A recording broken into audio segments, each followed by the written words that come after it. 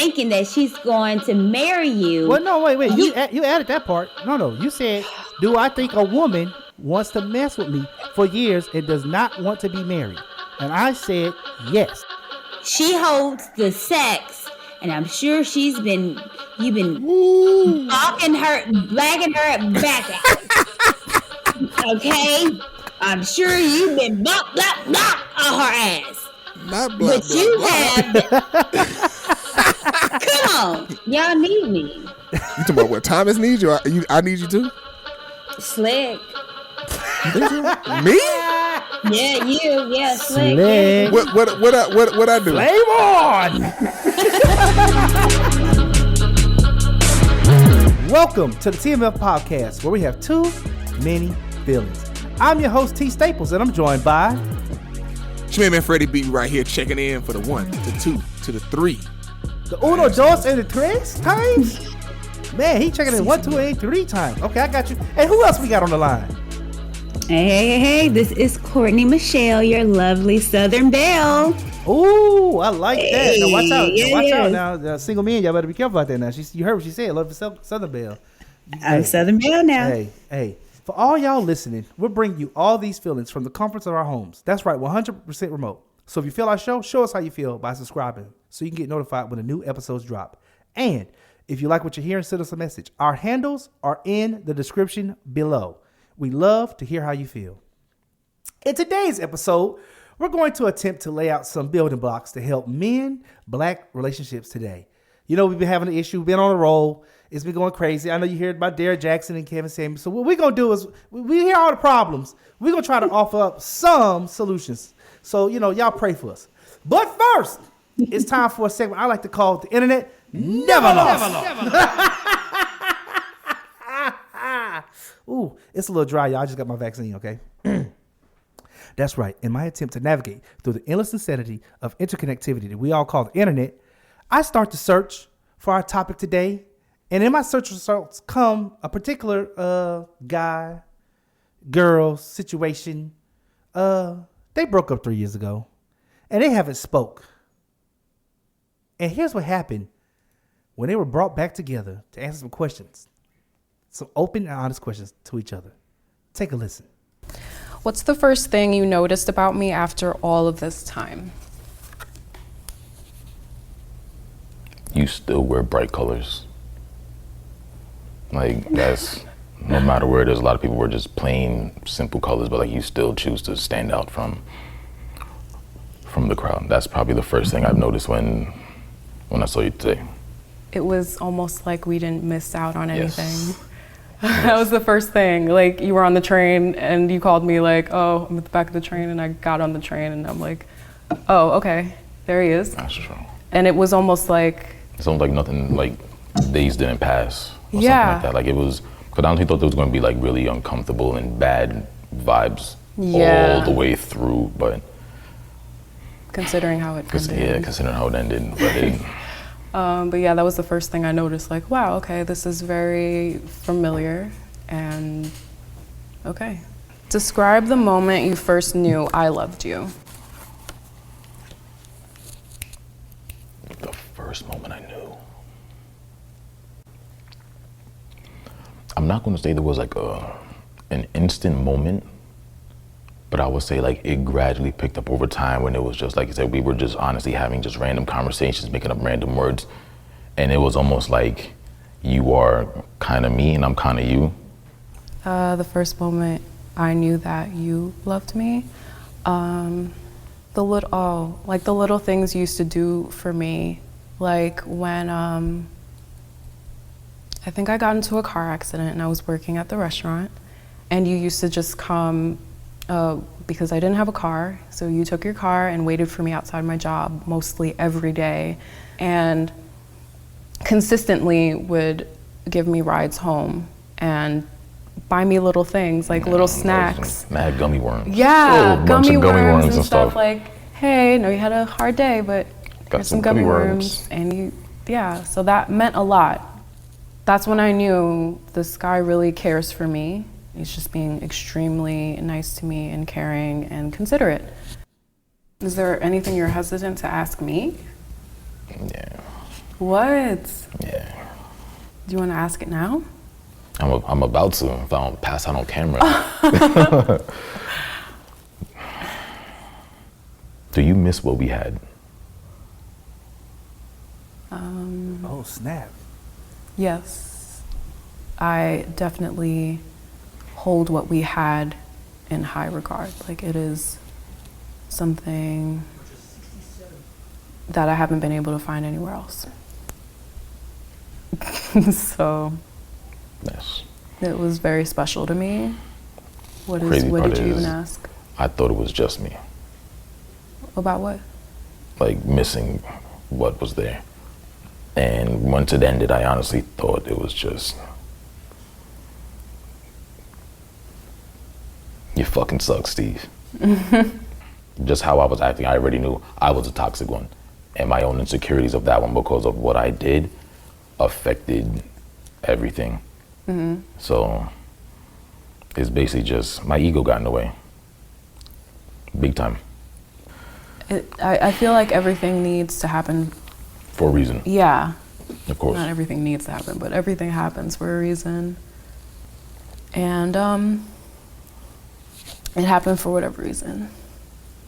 So I'm gonna use these tissues.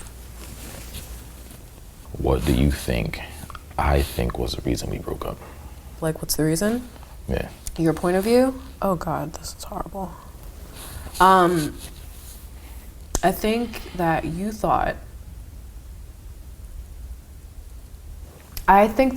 I didn't love you anymore.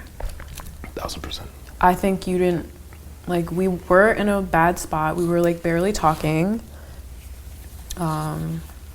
You know, it's nothing to lose at this point I was like, she anymore. hates me anyway. She hates my guts. Let me just come clean. Why did I tell you? Yeah, like, did you just like wake up and Like I said, Can't take it anymore. as time went on, of course we felt the split in the road. We were definitely drifting apart.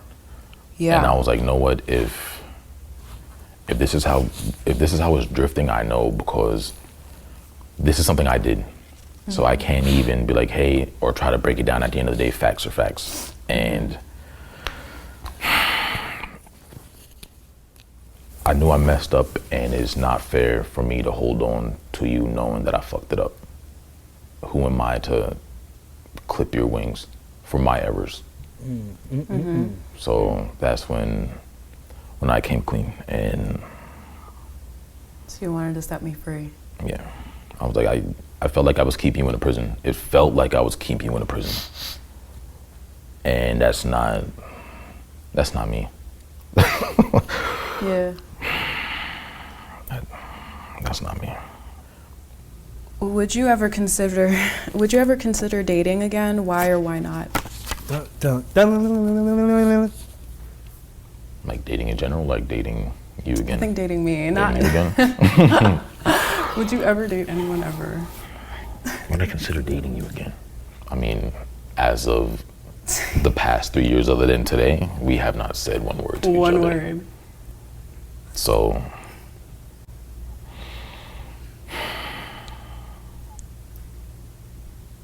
if I'm gonna be real, I would say yeah. I would say yeah. Why or why not? Just because I realized the toxic person, you gotta see your own bullshit sometimes. So once you understand that you were the toxic person, everything about you changes. You move different, you think differently, you understand that it's what you do that makes the difference, not how people act around you, what everybody else is doing. It's what you're doing in the time you got it. So if I'm being real, I would, nothing's guaranteed. I don't know how the universe works, but if the universe sent you my way again, yeah. Yeah. And like, we both haven't found that connection anywhere else. No, I don't even live here anymore, is and I it? can't find it. Right? No, you left. Yeah, Like, I can't find that nowhere. whole different. But then Scene, yeah. it got to the point where it was like, maybe the relationship I needed to really be having was the one with myself. Yeah. So, but yeah. Absolutely. Question is yours. Would I ever consider dating again?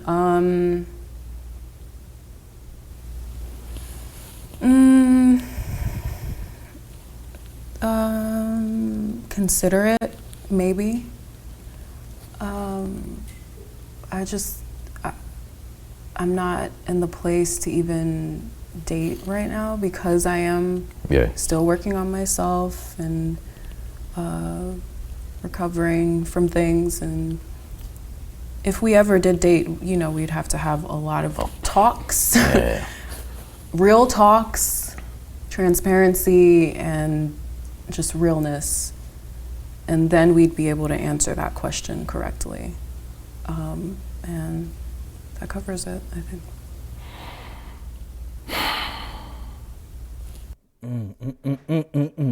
So that clip comes from The Skin Deep. That is Steven and Crystal as they meet for the first time after 3 years of a breakup. So from our audience out there, I have a question for you. My same two. I give you 2 questions every week. Here goes your questions for the week. Would you ever sit down with an ex that cheated on you? And what would you ask your ex if you could ask them anything? Send us a message. Our handles are in the description below. And let us know how you feel. This has been yours truly, T Staples, in this week's edition of the Internet Neva Lost. Man, and he didn't lose that time. Okay, Courtney, Freddie B. Woo-hoo. Man, that was stupid. Hey, Man, what? come on, Freddie. Okay, go ahead, Freddie B. Talk your shit. I hated listening to him. I hate his voice. I don't ever want to. You like the sultry voice. No, I don't ever want to sit and listen to anything he talk about ever again. Like, no, I don't want to hear him talk again. Like, I was really struggling trying to listen. Like, I was struggling so much. Like, I hate his voice. I do not want to listen to that. No. Two, the thing is, at the end, they talking some they both trying to be evasive and not just they like, oh, maybe, possibly, all this other type of stuff. Like, would he said he would date him. He said he made a definitive. He said he said he would, but then he wasn't specific on where he was like, being toxic. People love to throw around words. What does that mean? What does that mean he was toxic?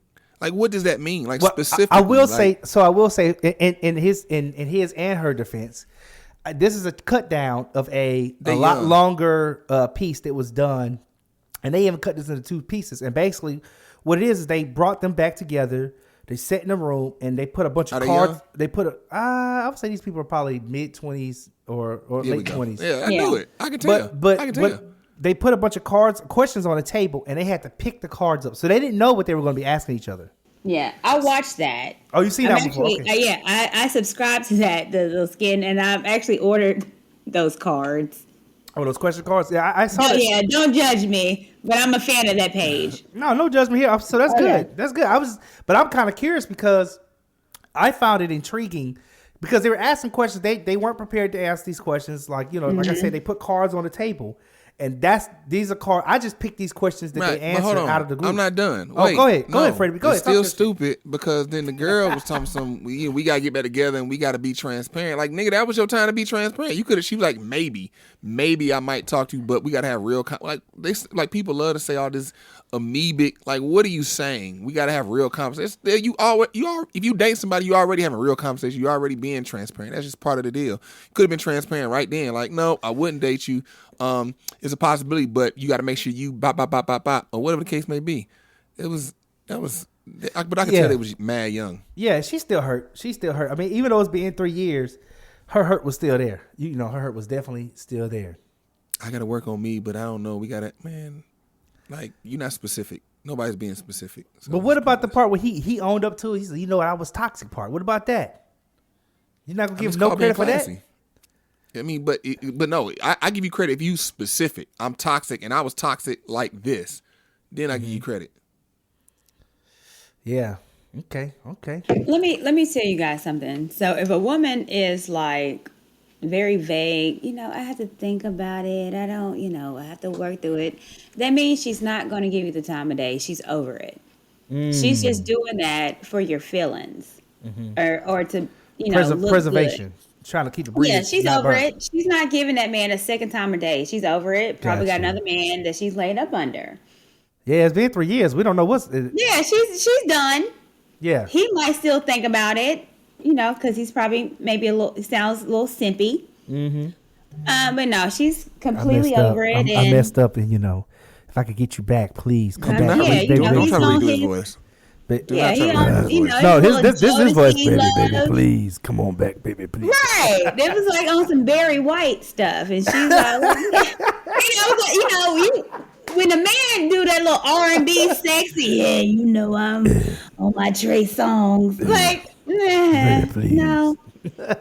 That's when he knows I am he Batman. completely messed up. She's not getting him back. She don't want him back. She's moved on. She's moved She's just on. being nice. Well, yeah. So Courtney, have you ever had conversations with an estranged ex of many years, or somebody you just like, we got to clean this up, figure out what this is. We left this a mess. Let's fix this. Has that ever happened? I don't know that I've been in a relationship where we just left it a complete mess. I'm very relationships are very matter of factly, like, okay, we're gonna do this or not. If we don't, this is the reason why. If we are, okay, this is our purpose. This is what we're gonna move on to. Yeah. However, I've had, a man come in my life that was in my life and say, I know I wasn't the best. And was on that Barry White. And I was kind of like, maybe, but knowing in my head.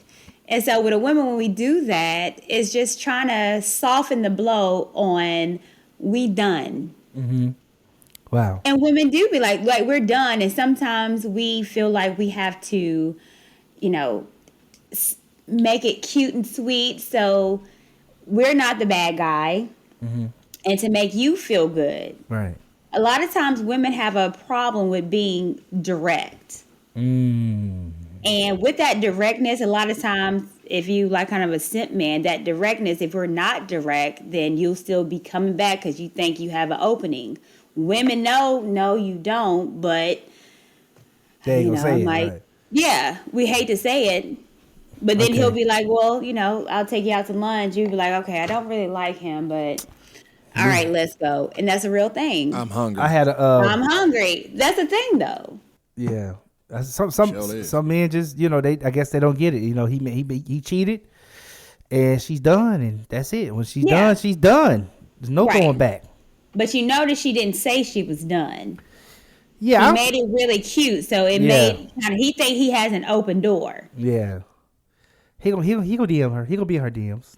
Absolutely. He gonna be in her DMs. Yeah, yeah. And she's gonna probably use him for what she wants, but she's not gonna care about him. No. So look, Courtney. So okay, I saw you on the Lapeef. If I say this wrong, correct me. Lapeef, no, you're Let's right. Talk. Lapeef? Yes. Let's Talk podcast. Yes. And y'all were having a myriad of conversations. I think y'all talk about polyamory, right? We did. Y'all talked about different types of woes with relationships. Like y'all had this whole dialogue about whether you should even be in a relationship or not, which I thought was interesting. You had one girl on there who she was done with it. She'd been married. Yeah. It was it for her. Then you had another girl on there look engaged to me, who seemed like she was talking against being in relationships for some. I was like, she is so engaged right now. I keep seeing engagement every time she fling her hand up. Mm-hmm. Yeah. And then I heard you speak, and the thing that caught my ear when I heard you speak was, I am working on becoming a wife by getting myself prepared to be a wife. And when you Right. said that, I said, You don't hear that, do you? oh man, if he was in my car, they would have flew out if they had no seatbelts on. Uh-huh. You know what I'm Right. saying? Because I was Right. like, wait a minute. She's doing what? Mm-hmm. And the last time I heard somebody say something like that was on the Dr. Boyce Watkins show at this lady named Ro, who has a wife school. And Mm-hmm. she was talking about prepping women to become wives. And she talked about the majority of the enrollees are white women that come to her school. Ain't no black women come to her school to learn how to That be a is wife. true. So when I heard you say that, I said, I got to have her on the show, because what we want to attempt to do is stop. We've been talking about the problem long enough. And don't get me wrong, you got to address the problem. We got to know what the problems are. Right. So we know where to at least derive our solutions from, right? Mm-hmm. But we haven't really started having these podcasts where we're talking about solutions. So I said, you know what? There's a woman working on it. I got to have her on the show.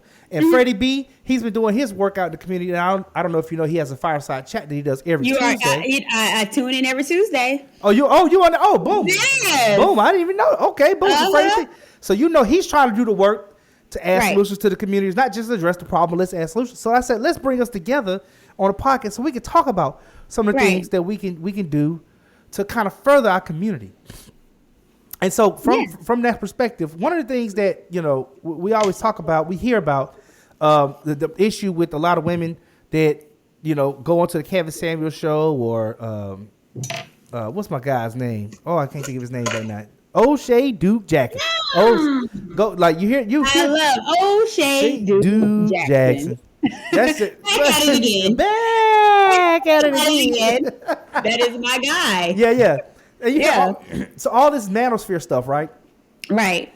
And one of the things you hear is them talking about how women they're waiting too late. They're waiting too late to start thinking about marriage or whatever that is. So I want to talk about when should we in the community, men and women, when should we start thinking about marriage? Maybe not necessarily we're doing stuff, but when should it be in our mind? When should we start I think I want that to happen. Right. What would you say? Okay.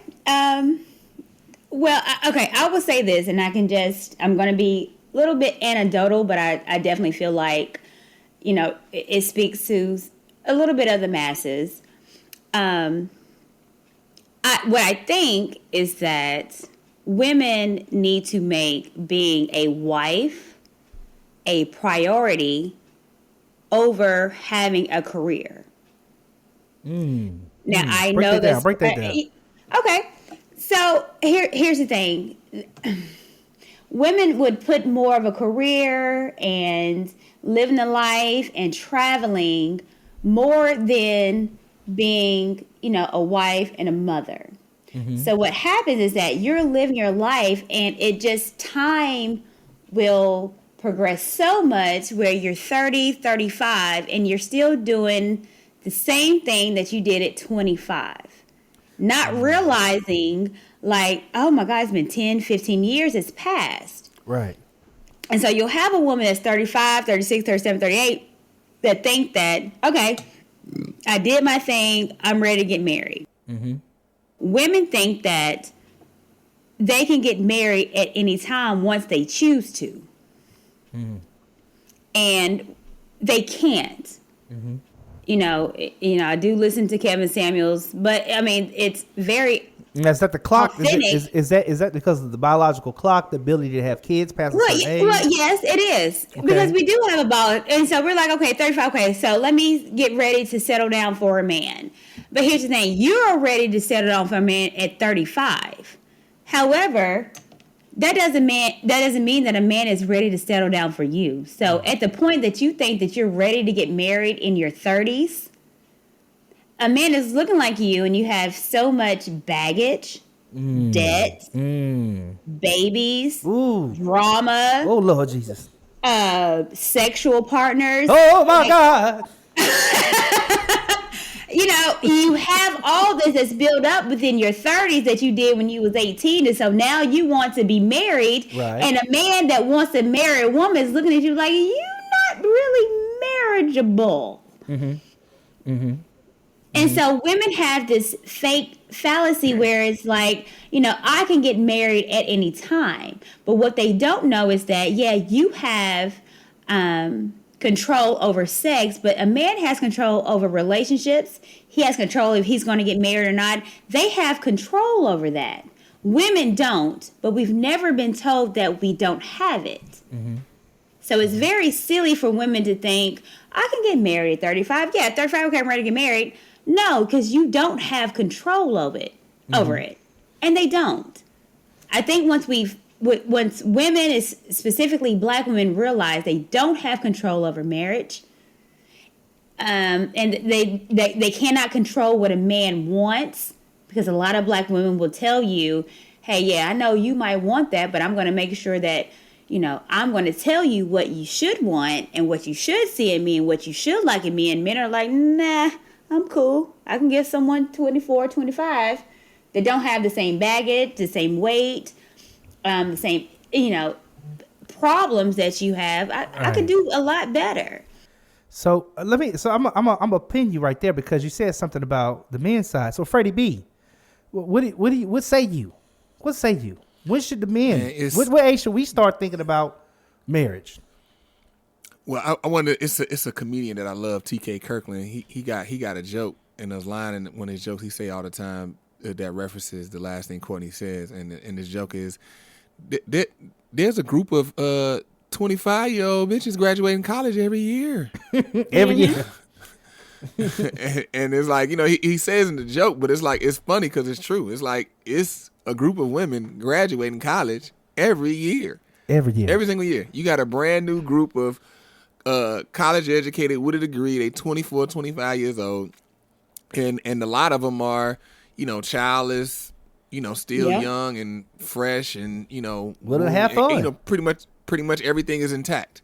Mm-hmm. So I mean, what I would say with a dude, she referenced Kevin, and one thing he said is like, women, like if you're like for a woman, I would say like when you're starting to graduate college, you should then like have your your junior senior year, you should have definitely like be super serious about it.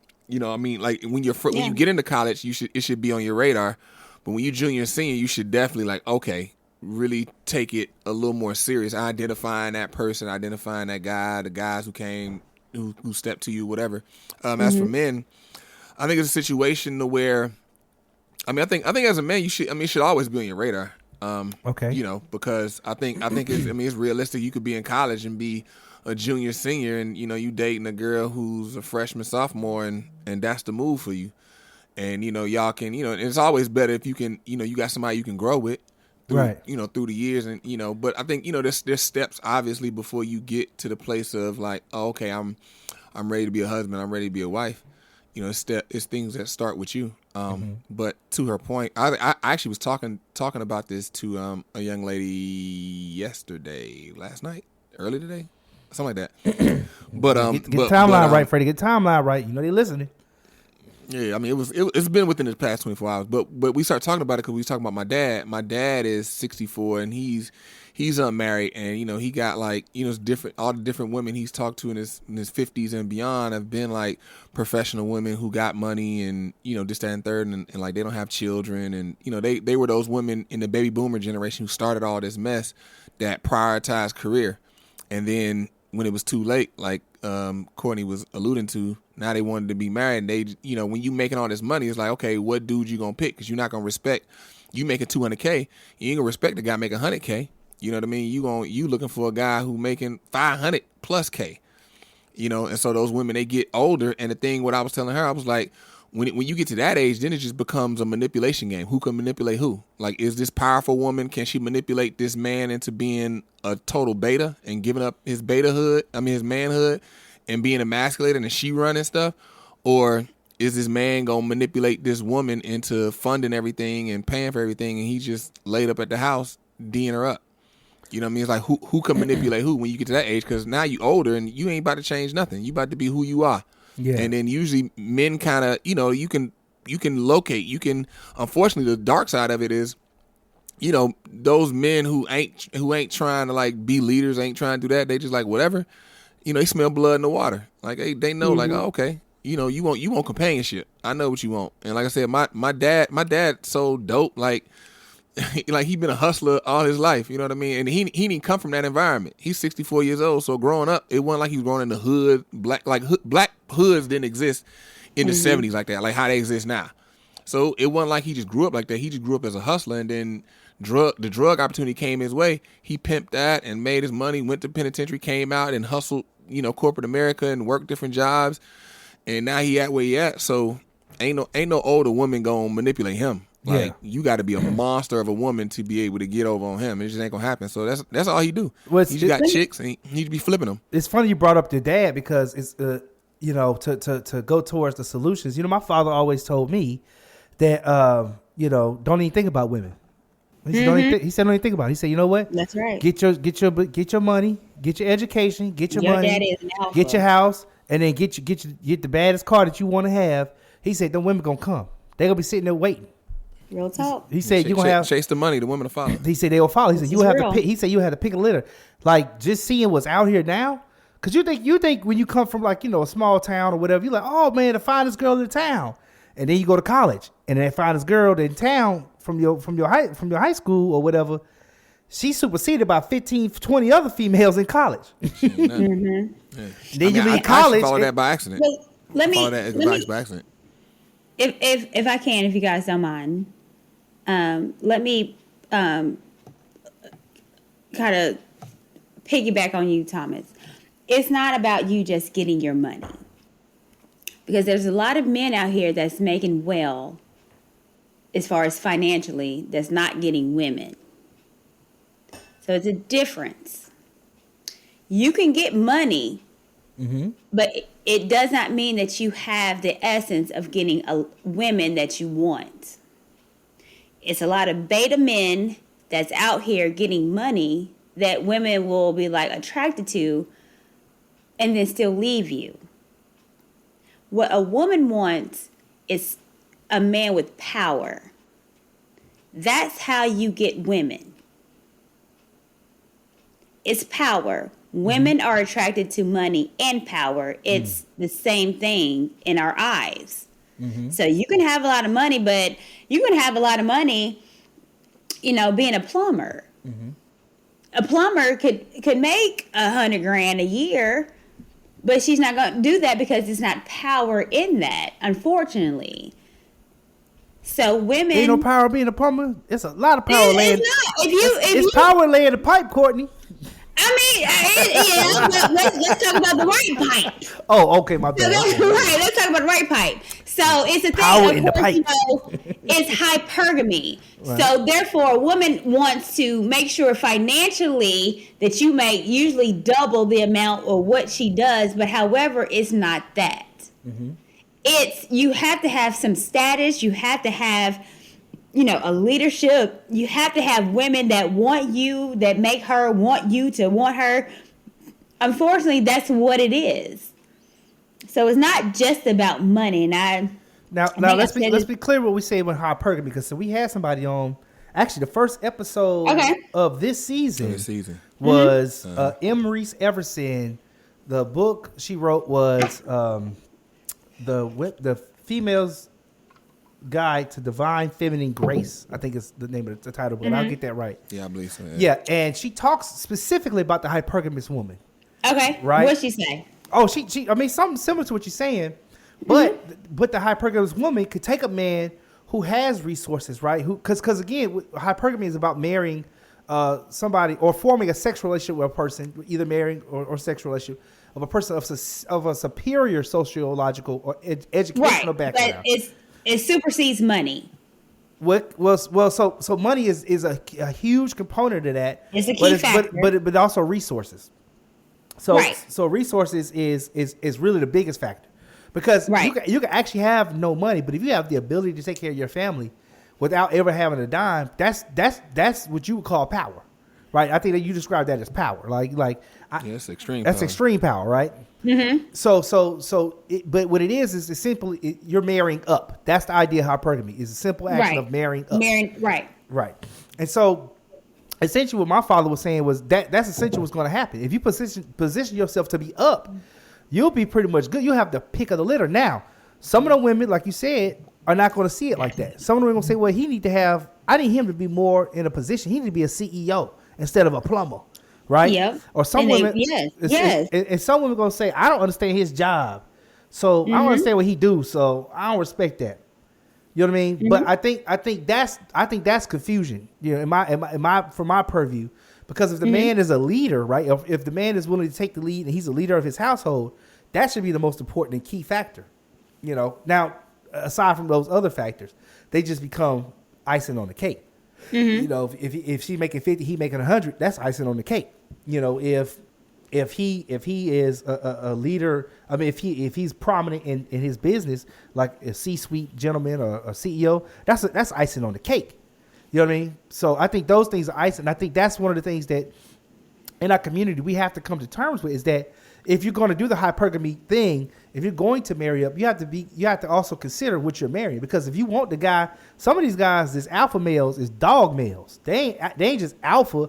They out here like, like shut up, don't say nothing, But then you got You don't guys. think women are attracted to that though? Oh, they could be attracted to it, but it may not be good for you. That's not good for our community, because that relationship not gonna last. Well, let's talk about it. Okay. Why would it not? If you look at if he treating you bad, if he treating you bad, well, it's not necessarily treating you bad, and I hate that. Well, what would you say a man who dogs women like, or I don't even want to say dog. We say dog women. In fact, that he cheat on you. He's a dog. Well, we don't know that part. That cheating. I ain't saying that cheating. Okay, I'm talking about verbal abuse. I'm talking about, this not your place. Shut up. That kind of stuff.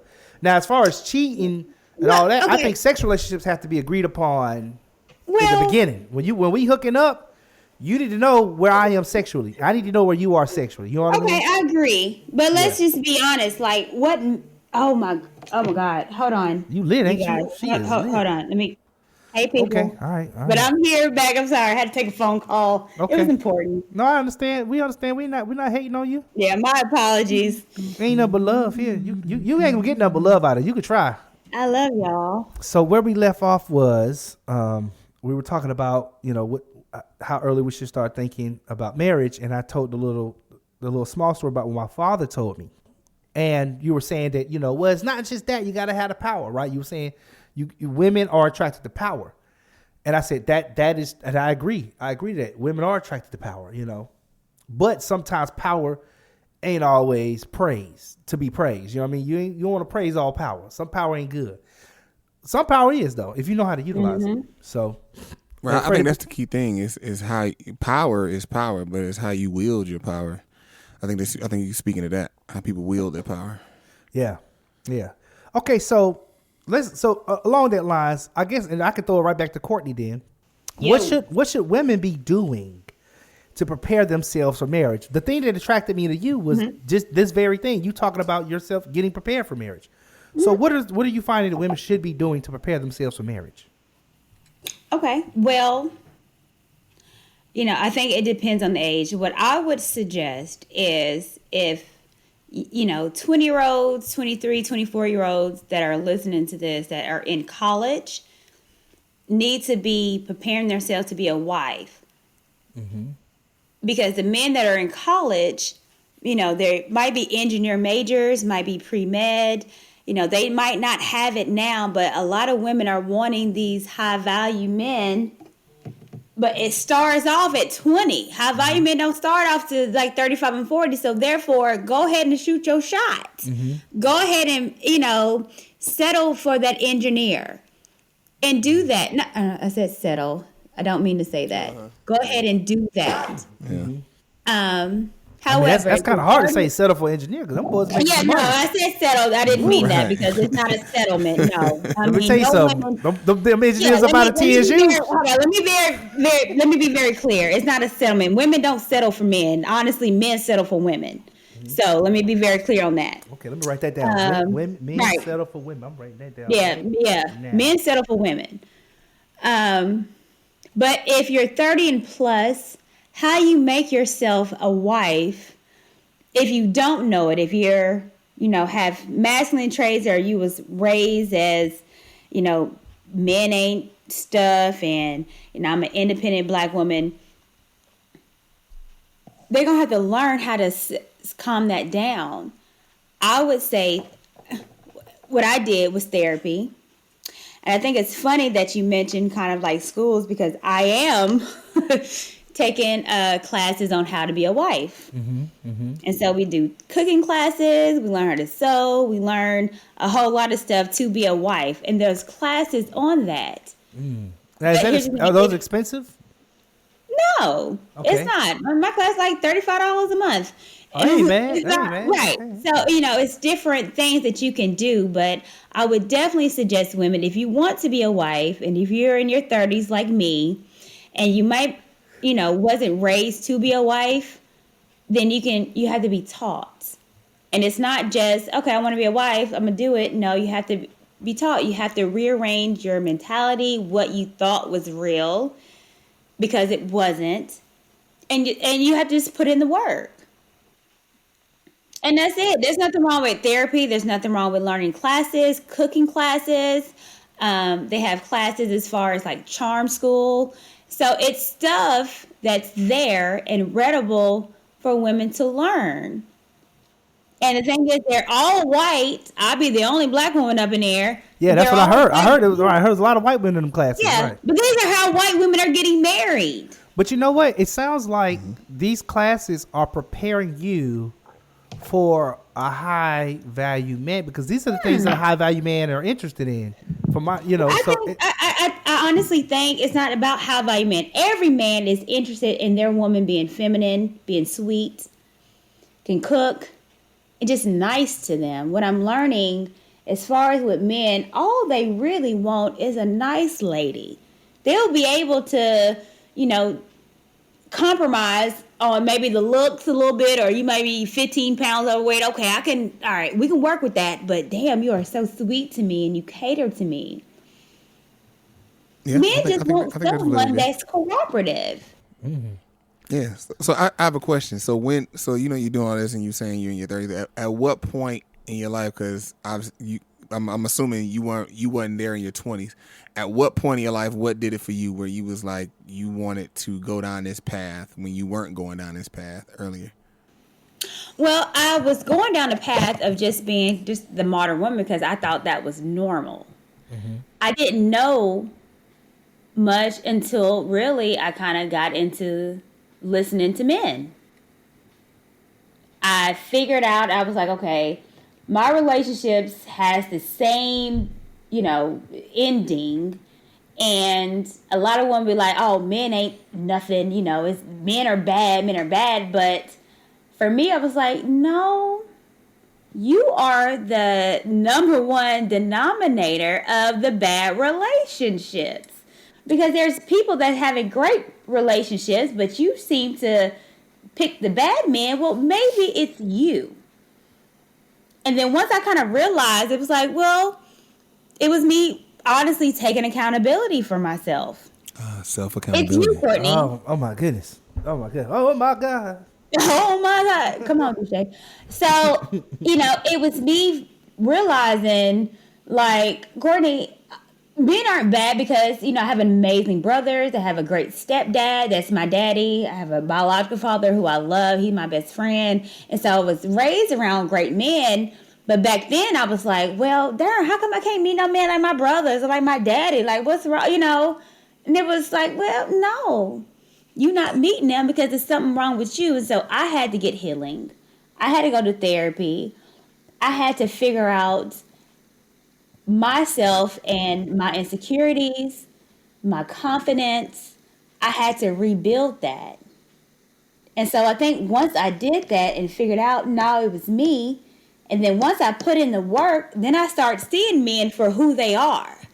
And they want you. They want a black woman. They want to, be a provider. Mm-hmm. They do. And it just opened my eyes once I finally put in the work. And once I held myself accountable. So I get on these platforms and I say, women, you have to take accountability. It's not that I'm woman bashing. It's because women has never been held accountable. And they never will. So once I say, hey, women, take accountability, it's not because I'm just saying it, because I did it. And I put in the work because I was in bad relationships and I'm older and I'm not married. And it was something wrong with me. So basically, it's not something you heard, it's something you know. It's something I know. But you would never hear a black woman say, I'm fucked up.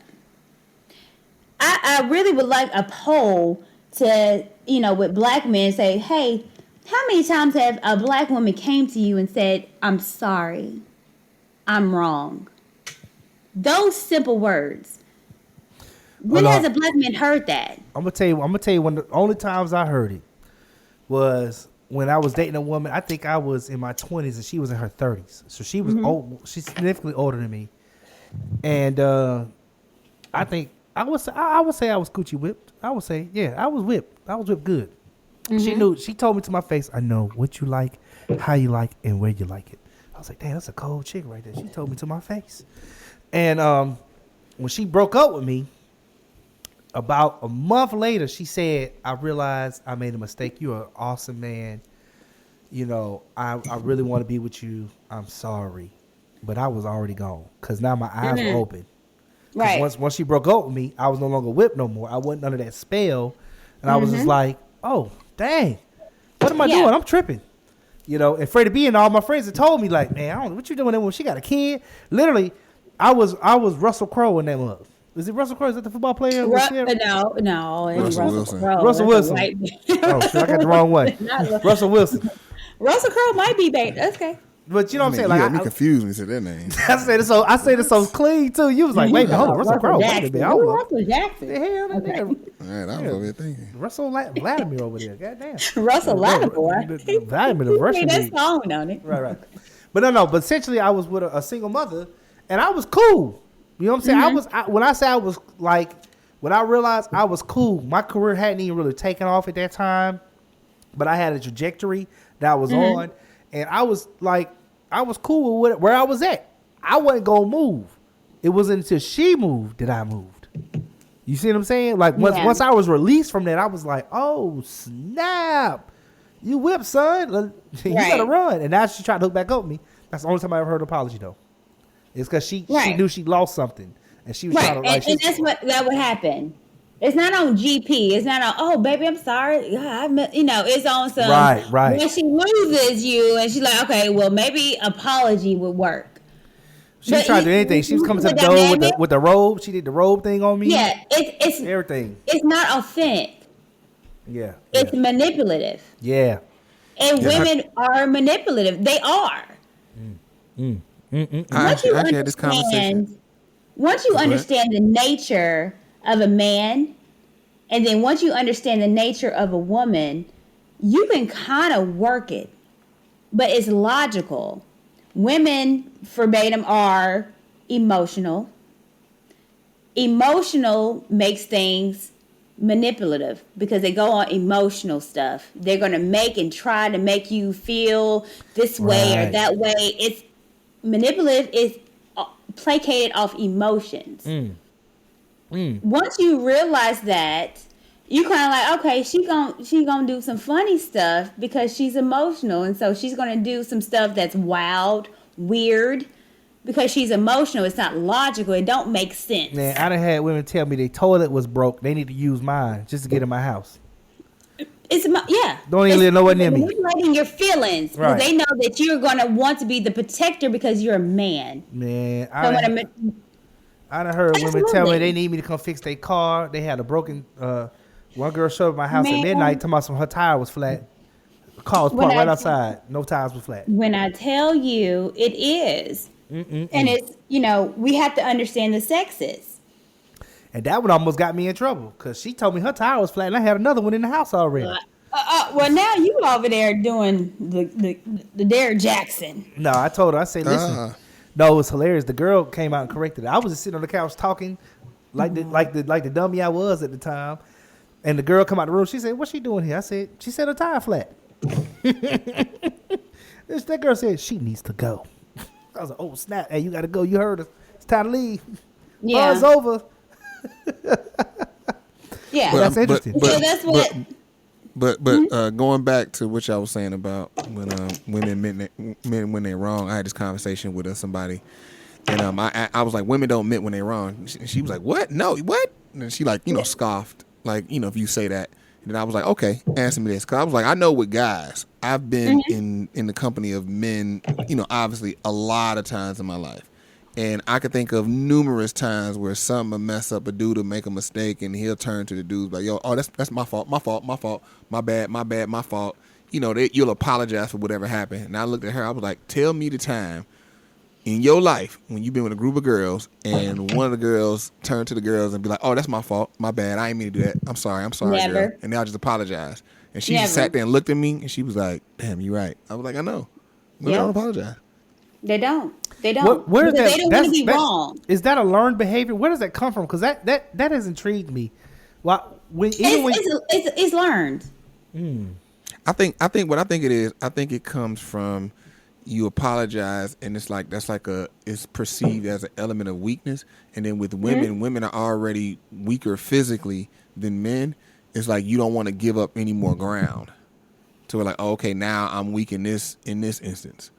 Like if I had to take a guess at it, I think that's a big piece of it. Honestly, I probably wouldn't necessarily disagree with you, but I think that it's still under the umbrella of accountability. If you're accountable for your actions and you understand that you've done some effed up stuff, and if you're accountable for it, that means you're going to work and put in actions to make things right. That means saying, I am sorry. I'm accountable for my actions. I know that I did something wrong, and I'm sorry that I did that to you. Right.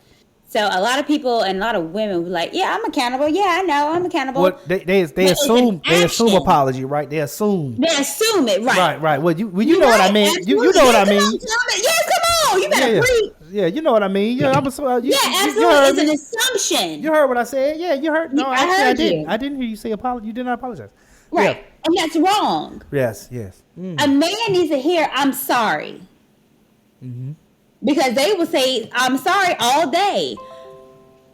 Right. And I remember looking at a little viral clip of a little man being in jail, getting arrested in a courthouse, and he's saying, I'm sorry. It's like men are used to saying, I'm sorry. To the judge, I'm sorry. To the judge, I'm sorry. Right. To the family, I'm sorry. There you go. I'm sorry. Like, all right, my G. Okay. We get it. You sorry. So accountability is one of the solutions that we need to implement. We need to be self-accountability. Self-accountable. But to be self-accountable, do you not also need to be self-aware? Yes. Because you know, if you're not thinking about your actions as negative, you won't see them as negative. You won't see them as a need to apologize for. I think some people are just not self-aware sometimes, you know, like, or they're self-aware and they're ignoring. Like, they're like, oh, I'm gonna pretend that didn't happen that way. Right. Well, yeah. So I think accountability is big. It doesn't hold you can't be accountable without being self-aware. Yeah. You have to be awareness that you're effing up. Right.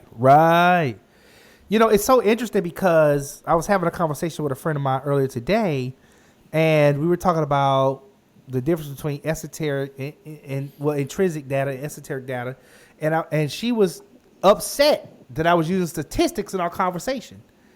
And I said, well, these are hard facts. Like, okay, like if 1 out of 10 people do a thing, that's a 1 in 10 chance, right? If 1 out of 4 women are getting married, that means 3 out of 4 aren't getting married.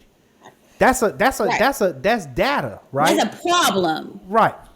But her thing was, well, we can't solve it with that. We can't solve anything with that. I said, no, we have to know what we're solving first. We got to know where the problems lie before we solve them. And so she was saying to me that we need more natural way of looking at things, you know, what? In nature. What does that mean? I was getting confused. I was like, it sounded like confusion to me. I said, no, if the fact is that there's X number of people who are not getting married, we should be addressing the why to that fact. Now, the why may not be a fact, but the fact is still the fact. But the why, the reason to that may be some esoteric thing. It may be because aliens coming and grabbing 75% of the black women and taking away. Whatever the answer is, that's the thing we need to find out what that is. Right. You know what I mean? Well, yeah. Well, that's okay. So, Tom, let me you and Freddie B.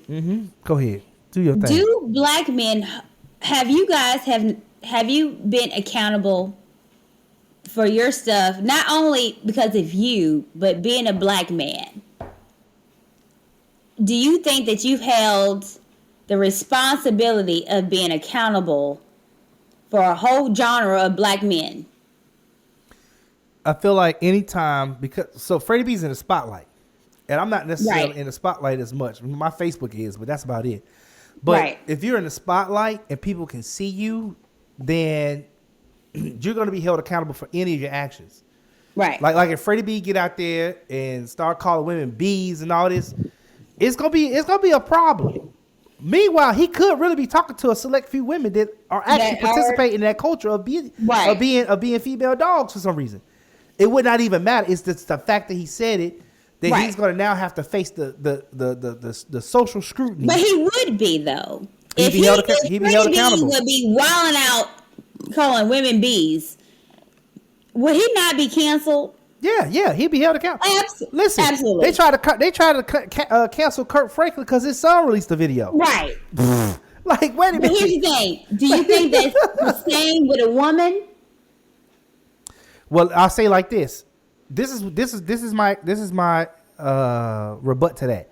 Kurt Franklin's estranged baby mama came out and said her son, Kavion, the one who released the video against him, it's got a little something wrong with him. And they've been working on him for years. Right? And he may have a video against her that may come out. But nobody reposted her video. Ain't nobody talking about her video. Her video ain't been on none of the morning shows. Right. But here's the thing. This is what I'm asking. Do you think that women are held accountable for their actions? Yay or nay? I don't think so. Let me tell you why. So this is my little. So there's equal rights, right? Equal rights. So if you do equal work, equal pay, right? But I always say if it's going to be equal work, equal pay, it also has to be equal accountability. If you're going to hold over my head the direction of this company, like whether this company wins or loses over my head, and that's my job is on the line, and there's a woman who's doing the same job as me, that she should have the same accountability to keep this company running that I do. But if I make a mistake and it costs the company money and I get fired, if she makes a mistake and she stays working because it ain't gonna look good to fire her. Okay, I think that's when we see the unequal accountability thing happen. Standard. Right. So we're not talking about double standards right now. But you got to be held accountable for the same actions, right? Right. But here's we both do the same wrench. Right, but double standards are different. What I'm saying is, are women held accountable for their actions? And so, not at the same rate that men are. I could absolutely not. If you look at prison, if you look at domestic violence, if you look at all these, they never held the same. Not the same rate men let's look at Sweetie and Quavo. Exactly.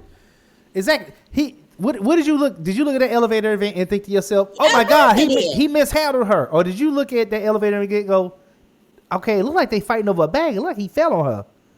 No, what happened is that she swung on him. She didn't connect. Cool, but she fighting off his property, and he kind of swung her off like gone. Cool. Because she not walking around with a Call of Duty box, is she?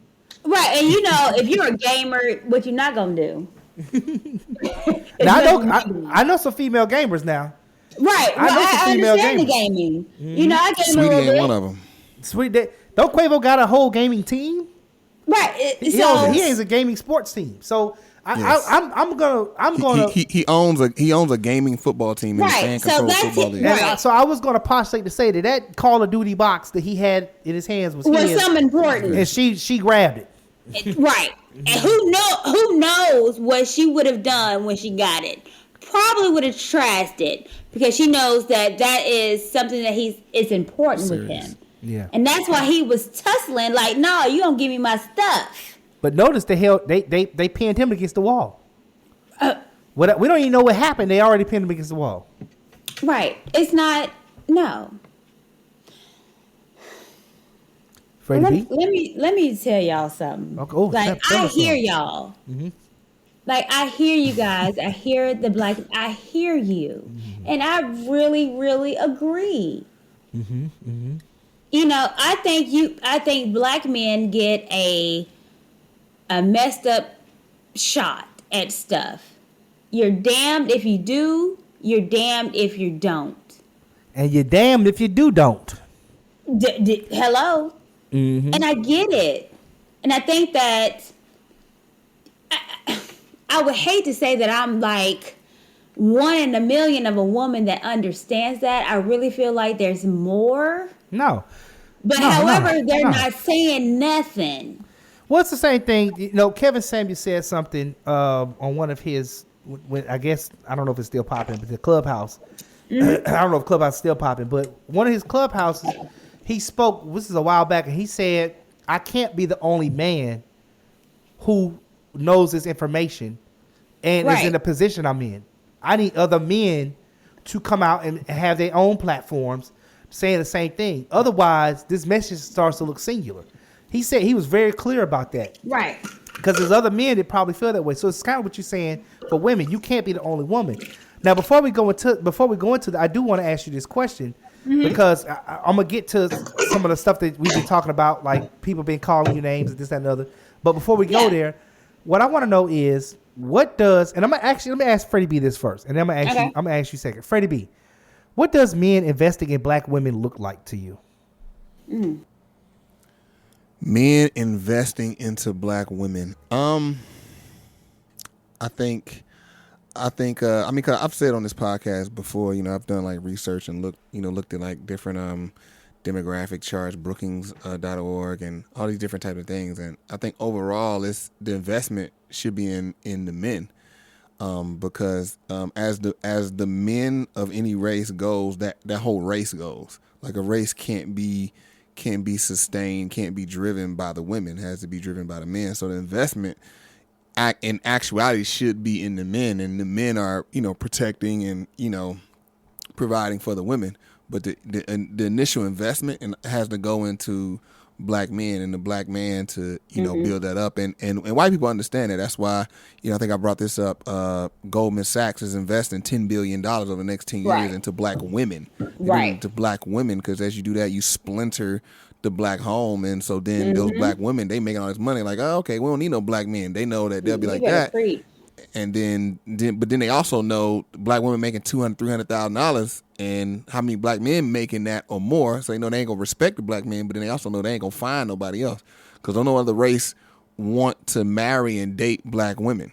Like, they've done plenty of research on that. And at the bottom is black women, and right above that is Asian men. Right. Yep. There you go. So, we said it at the same time. So, you know what I mean? So if you can, that's why the world wants to really prop up and empower black women, because black women going to just take the bait. It's the old bait and switch thing that they did back in the 70s with the first wave feminism, because black people, we was good. And so I think the investment has to be in black men. Investment doesn't need to be in black women. Like investment in black men and black women. So I didn't ask you where the investment needs to lie.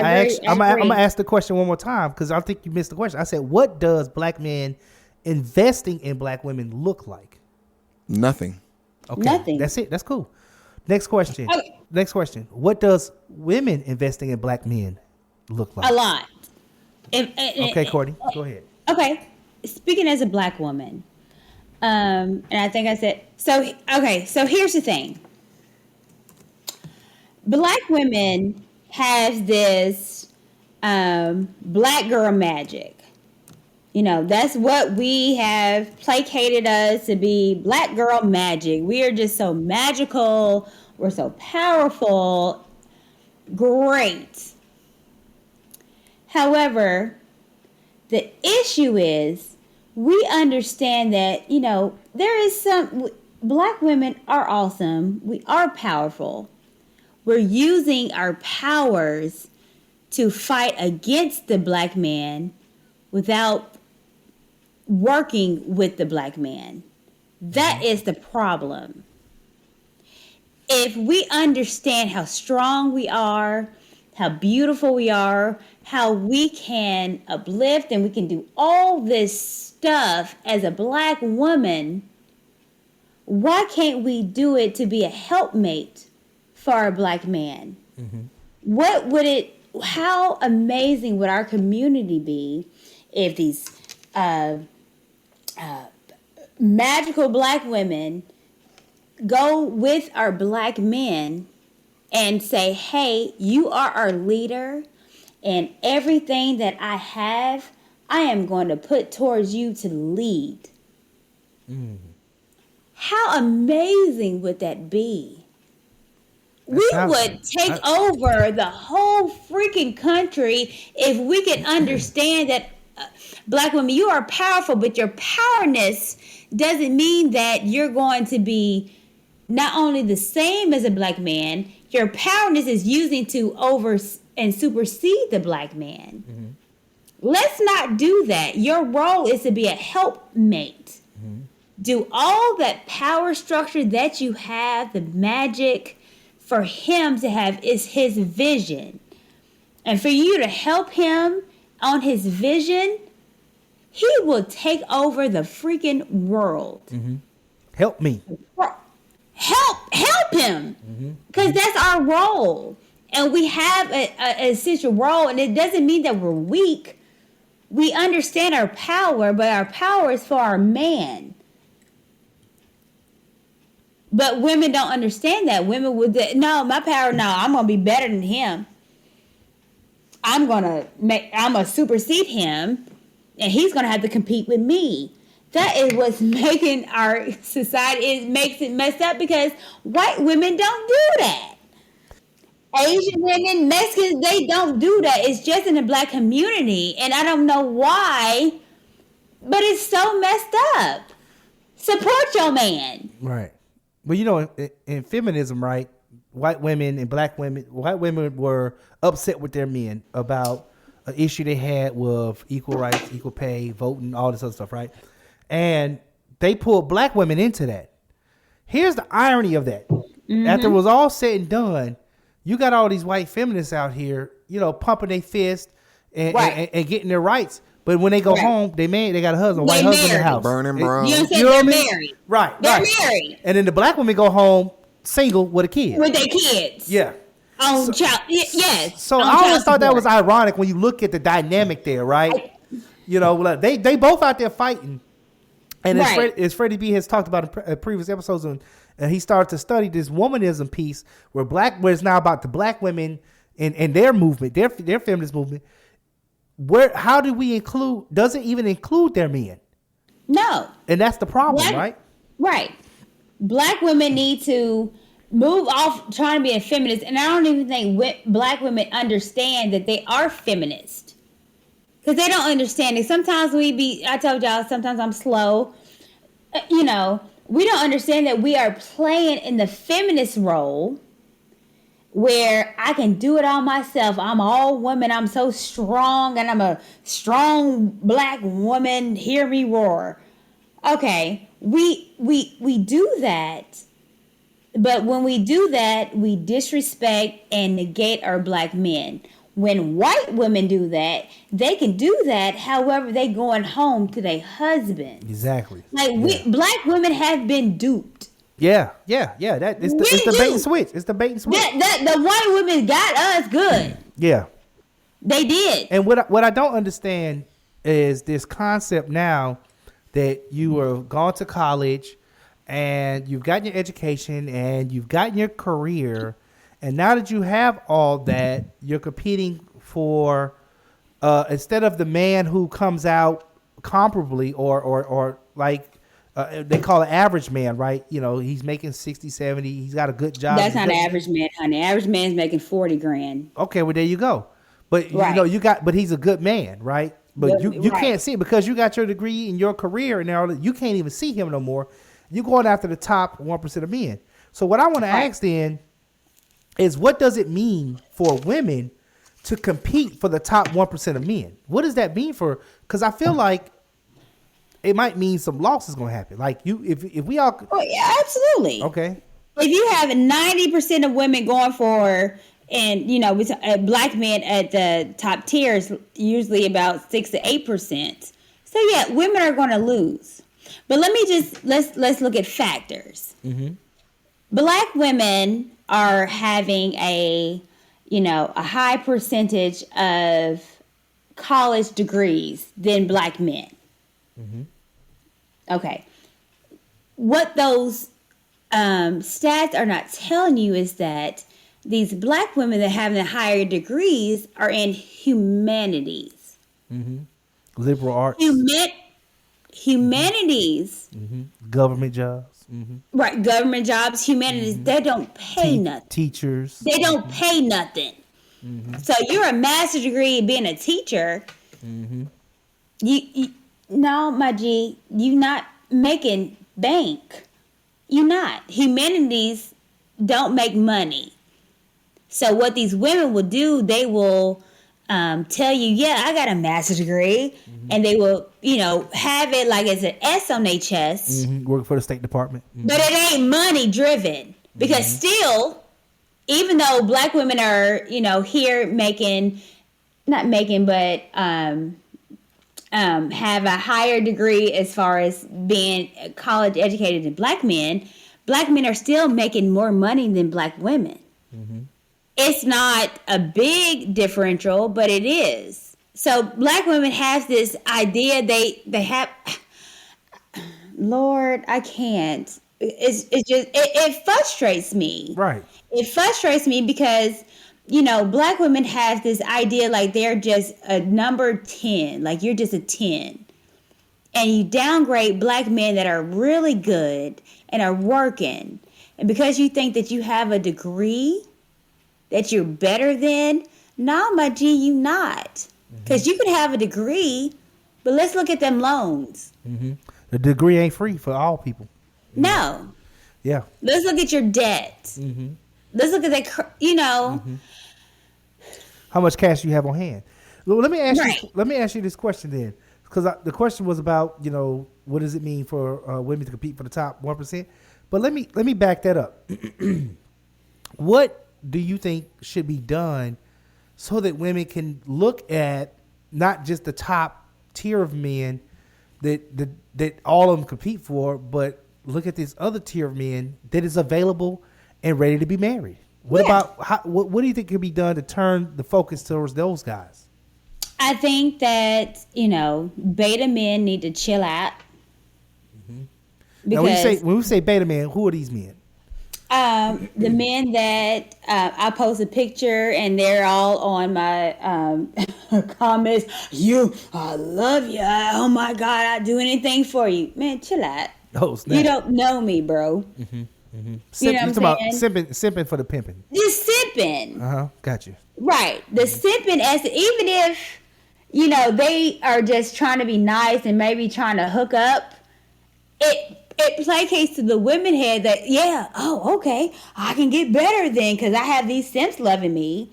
These women will be 400 pounds and post a picture in a bikini.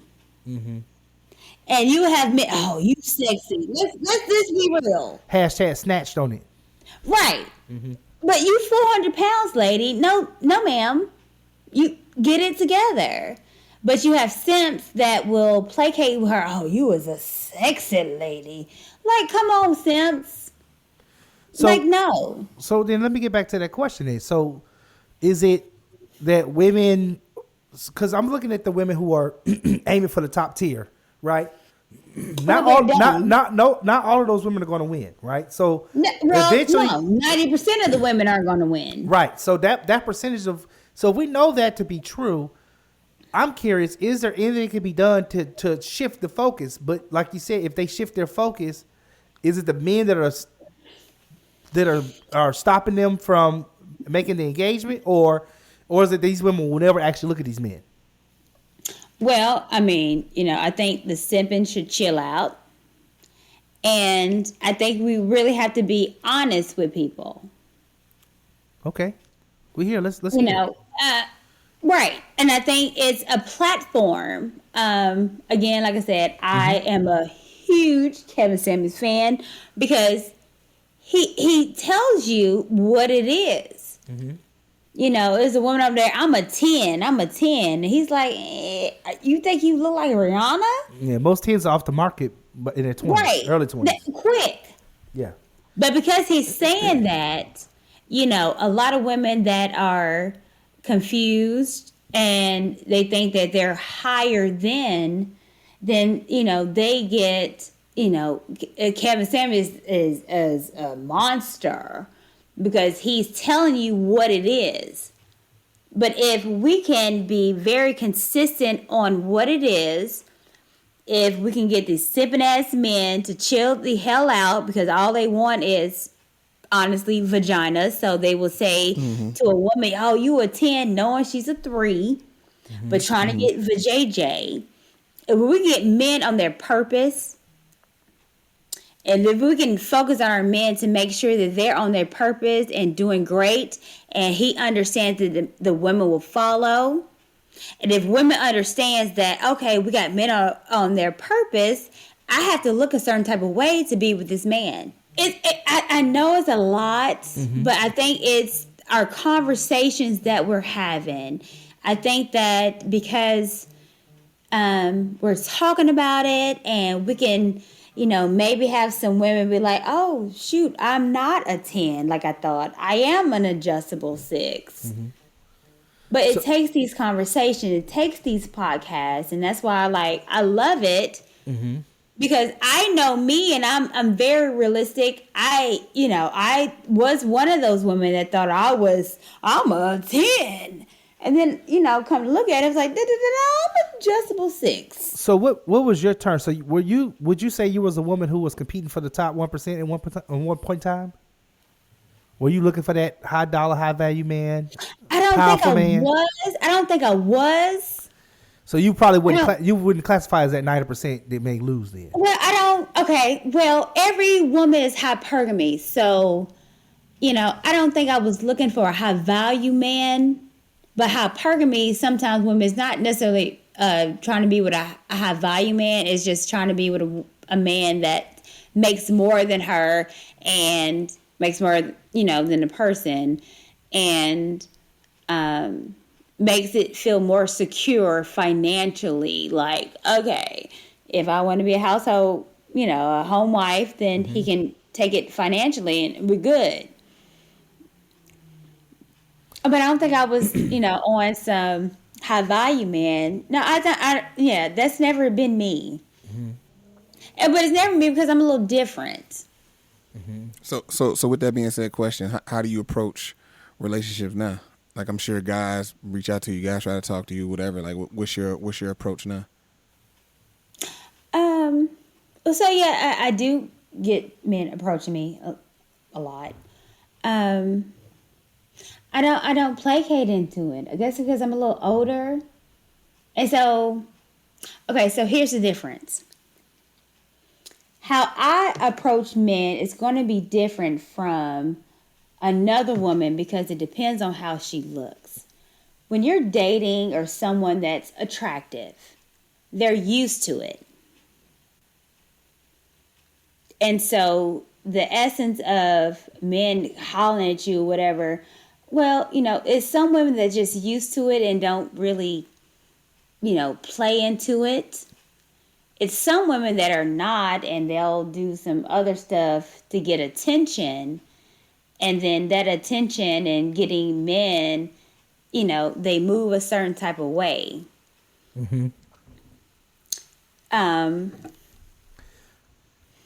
But I will say this. I have been used to attention. However, I feel like on my age is like hitting the wall. So it's kind of like for me, like, Courtney, you still going to do the same shit that you did at 20, even though you're still getting the men that you did at 20. It don't mean nothing no more to me. I could care less. So your approach now is marriage minded, like you're Absolutely. more discerning of the guys. Right. I'm very discerning. I don't talk to much men. I'm very concerning and seeing, okay, will we work? What's going on? Are you ready to be married? So on a first date, I will be, okay, what's going on? You ready to be married? Or what's Not or even what's your outlook on marriage? I mean, yeah. What's your absolutely? They might not even have an outlook on marriage, you know. Right. So my outlook on that is completely different, but it's because I've matured, and I think it's something. Just because you're older in your 30s does not mean you are mature. It just means you physically. You just got age. Yeah, time, physics. You just got time, right? One of the things I find is when there's a woman who's marriage minded, right, who is participating in either hypogamy or hypergamy, right? when you see these women, those women tend to attract men of all shapes and sizes and all calibers. You're gonna attract some marriage minded men. You're gonna attract some non-marriage minded men because the lure of a submissive woman, of a woman that understands how to take care of a household, is very luring. And I'll go back to the relationship I talked about with the woman who was a lot older than me. You know how she got me? First of all, this girl had this big old dumb booty. She had body out this world. But you know how she got me? Sunday dinner. That messed me up right there. I didn't even know I was messed up on it. I was just like, man, she can cook. I was like, man, let's do this again. Can we do this again? You know, we was going out high class places, but when she hit me with the Sunday dinner thing, I was like, I might need to explore this in a different facet, you know. and so for me, that's very alluring. A woman who possesses those feminine traits, right? Those some of those traditional traits. And I think possibly it's because I have some traditional traits myself. Like I don't mind opening the door for the woman. I don't mind paying for the meal. You know, it's times where, you know, and there's women who can attest to this who are friends of mine. Well, I'll be out, and if it's me and my girl and a bunch of other girls, I end up paying for all the girls. You know, so it's just it's like whatever. It's like, don't worry about it. We good. That's simp shit though, Thomas. I don't see how. Yeah, I saw a meme. I seen a meme about that. Like, you go out with your girl, but you don't. But I'm just saying, you know what I'm saying. You know what I'm saying. I'm just like, whatever. You know, it's good. Right. And where's she at right now? Who? The girl that you paid for all her friends. She's a few doors over. She just brought me water. Yeah, Are you with her? He been common law married for like a decade. Oh my! Oh Lord! Yeah, he was kind of We'll do a sidebar on that, Thomas. We'll do a sidebar. He been tap dancing around it the whole thing. I wasn't gonna say nothing, but then it came back up again. I was like, man, this man's common law married. Right. Oh, we'll talk about that later. What that mean? So what you saying, Freddie B? So what? Y'all been living together for a decade. But I mean, what are you saying? Why is you married? Oh, because like Kevin Samuel said, men control access to what? Right. Okay. Let me be very clear. Kevin Samuel is pro marriage. Wait a minute. But what did he say? What do men control access to? Right. You right. But if you're with a woman for years, and you have the power to say yay or nay, and you haven't, then what the hell is the problem? Hey, there you go. I think no, I'm talking to you. It's a problem with you. It might be. It must mean that she's not who you want to marry. Hey. And so right now you're wasting your time. Why you say that? Why is my it's my time? It's my time. No, you're wasting it. Hey, you're wasting it. So it's hot in here. It's hot. It's hot, baby. Let's get flamed on. Yeah. You're wasting your time because what I know with a real man, he knows that he's going to marry the woman within 90 days. It don't take that long to know if she's going to be a wife or not. Man, I ain't never read that. I ain't never read that in the man. You ain't got to. I'm telling you. Got you. And if you've been with a woman for all these years, and she bringing you water, and you ain't married her. What? Explain. Then you don't want to marry her. So explain this. What keeps her around? You. I'm not bonded. I'm not a man putting women through bondage. I ain't no, say, I mean, a man. Okay. I ain't say. Listen, she free. You can fly, black butterfly, fly. Yeah, she should because she's in a relationship that ain't going nowhere, and she's a fool to be still talking to you. Do not let her hear this episode. I said, girl, you are a fool. This man does not want to marry you, girl. Run for the hills. Hey, she might have to. She might have And to. she needs to. Because you're not going to marry her. Why would you say that? Because I know. Oh, okay. You're not. Hey, Thomas, are you going to edit all this out of the episode? No, I ain't scared. Because the thing about it is, see, think about the people. People challenge it, but it's like, we good. We been good. Well, we been good, but that's why I don't like really talk about it, because it's like people like they want to bring all of their life sentiments on it. That's not true. Yeah, it is. Well, It's not. Check me out. Check me out. Okay. Check me out. Okay. So, up until the point at which you knew that I had a significant other, did you even think of it?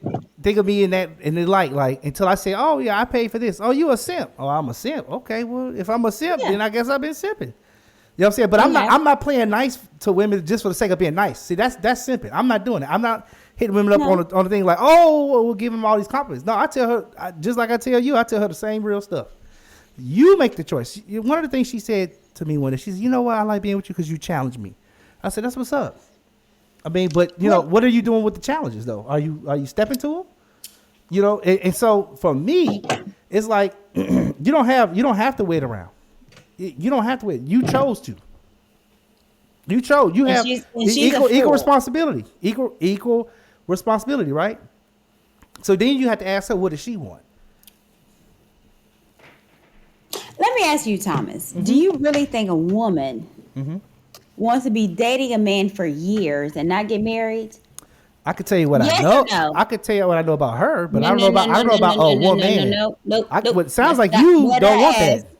Nope, that's not what I asked. You said a woman. I asked the question, do you think a woman right, wants to be dating a man for years and not want to be married? Well, when you introduced me to a woman, whoever this woman named a woman, then I ask her. Let's not see. You're deflecting. No, you asked the question because you're trying to save your relationship. No, sir. I asked you a question, but you can't answer it. Again, I will do it again. Okay, go ahead. Do you think a woman wants to date you for years and not want to be married? Yes or no? Oh, yes, definitely. Right. Definitely, yes. So, therefore, you are dating a woman for years and you have not married her. I just said yes to your question. Okay, right. Did you catch my answer? Okay, so if you understand the nature of a woman, that a woman is going to fuck with you and want to be with you, and she's doing all this for years, thinking that she's going to marry you. Well, no, wait. You added that part. No. You said, do I think a woman wants to mess with me for years and does not want to be married? And I said yes. Does that make sense? Okay. So that's the question. Am I right? Is that the question you asked? Okay, I'll rephrase it. Okay. The woman the lady that you're with. Do you think that she wants to marry you? Yeah. Okay. How long you been with her? Shoot, probably 12 years now. 12 years. Mm-hmm. Why have you not given her what she wanted? Oh, she didn't want it all 12 of those years. So you want to make me believe? So it wasn't 12 years of her wanting to be married. It's 12 years of dating.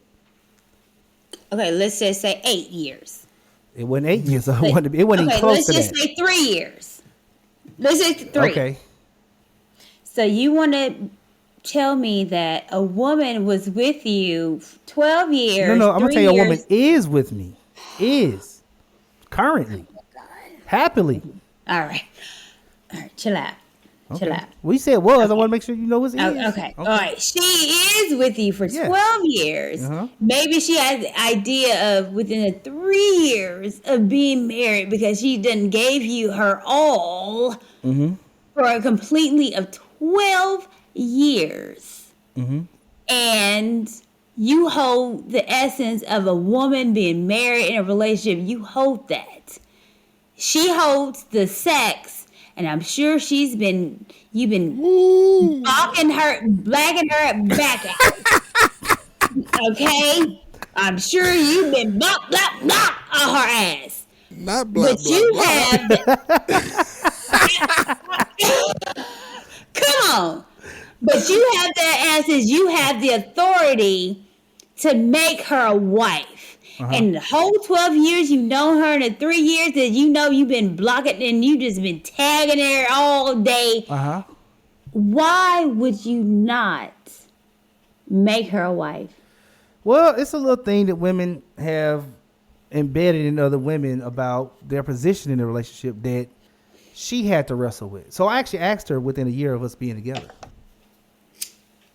So, if you must know, I actually asked her. Matter of fact, the ring is in my room. The ring is in my room right now. To marry you? Yes, the ring is in my room right now. Oh, what happened? That's between her and her father. No, I don't know.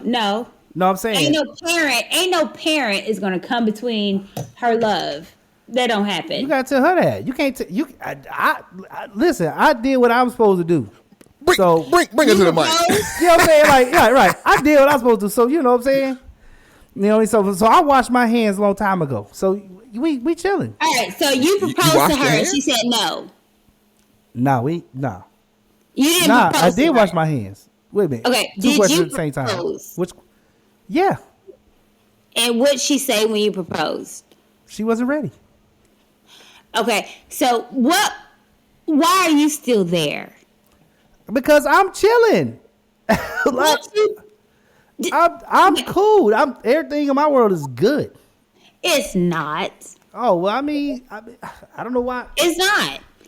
If you propose to a woman and she said no, and you're still messing with her, that's foolish, my G. You need to move the fuck on. How you know I didn't move on?